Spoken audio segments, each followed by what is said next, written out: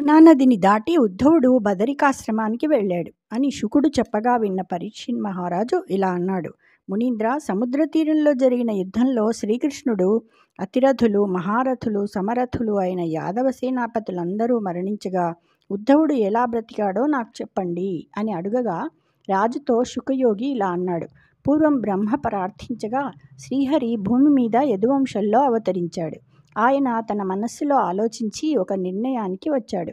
చివరకు తనదైన యదువంశాన్ని నాశనం చేసి దివ్య శరీరాన్ని పొందాలనుకున్నాడు.